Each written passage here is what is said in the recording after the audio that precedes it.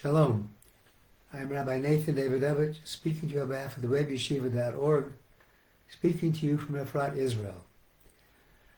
This week's Torah reading, Vayislach, has many interesting things. I'm going to talk about one thing that should concern all of us, and that is the lesson that we learn from Jacob's wrestling with an angel as to how we have to be concerned about others, not look the other way when somebody is in distress.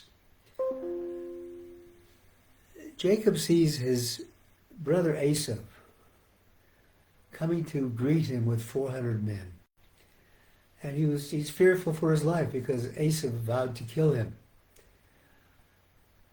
So what happens? He divides his camp of families into two different camps so that at least one will be saved if Esau attacks one and not the other. And then he remembers something, some little things, little vials that he forgot on the other side of the stream. So he crosses back, goes back to get them. And he did this all alone. And then the angel of Esau started wrestling with him and wrestled with him till the morning. Couldn't overcome him, and finally just damaged his sciatic nerve so that he was limping the next morning. And the Torah says, the words the Torah uses, it starts by saying, Vayevaser Yaakov levado. Jacob was left alone. Vayevaser Yaakov levado. Jacob was left alone. Then it describes the story. And then after the end of the story, it says, Al Kain, therefore, Lo yochlu b'nei Yisrael es gid hanasha. The children of Israel are not permitted to eat the sciatic nerve in the meat of the animal. That sounds like a crazy commandment. What does eating the sciatic nerve have to do with this fight between the angel of Esau and Jacob? Yes, he injured the sciatic nerve, but is that, if somebody hurt somebody's hand, are you going to stop eating hand? If somebody hurts somebody in the breast, you're going to stop eating that part of the meat? What does this tell us? We know that the Gita Nasha is the sciatic nerve, the part of the meat that has that sciatic nerve, is the most tasty. So one of the things the Torah tells us is, because we left somebody alone, we left Yaakov alone, a Jew should never leave another alone. We have to remember to give up our delights, to give up something that we really like, so it'll make an impression on us.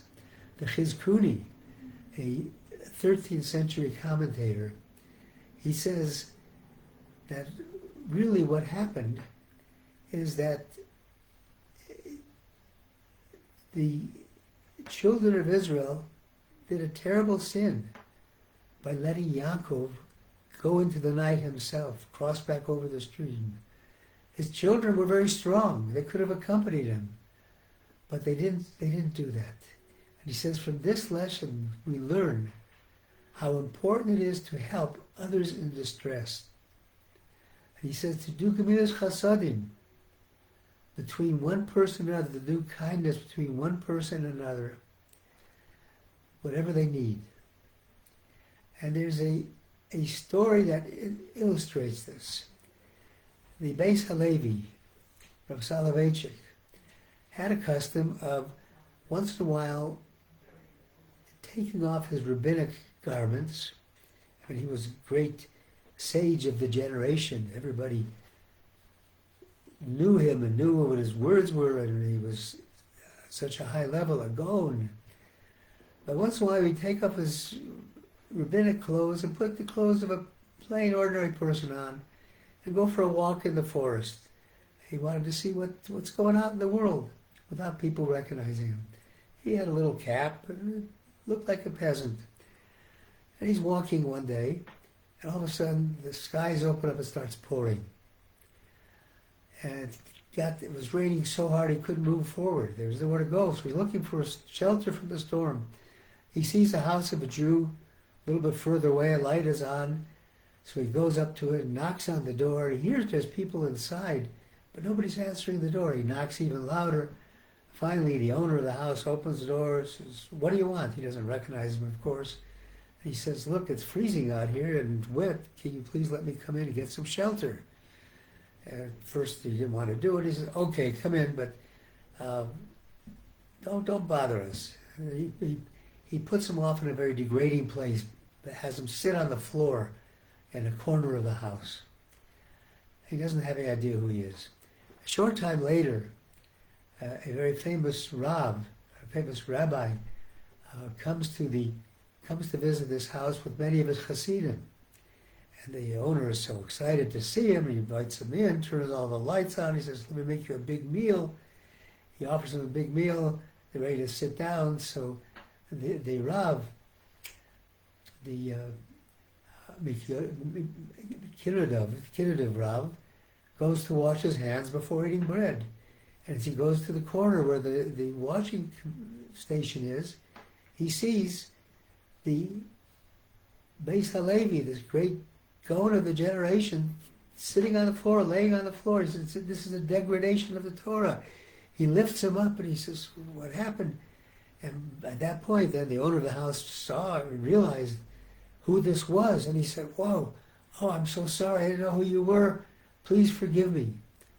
So the Beis Halevi said to him, it says in this Parsha, when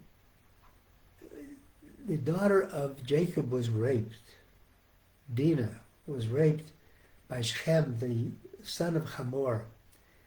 The brothers, when they found out about it, it says, Ki nevela asav Yisrael, a degrading thing was happened to the children of Israel.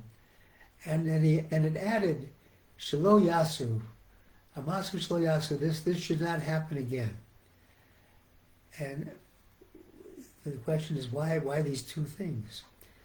So what the Beis Halevi says is, what this means is that they could forgive the insult to the father. And I can certainly forgive the insult to me, because you know who I was, so I'll forgive it, I have no problem. But the second part of the verse is they can't forgive what was done to the children of Israel.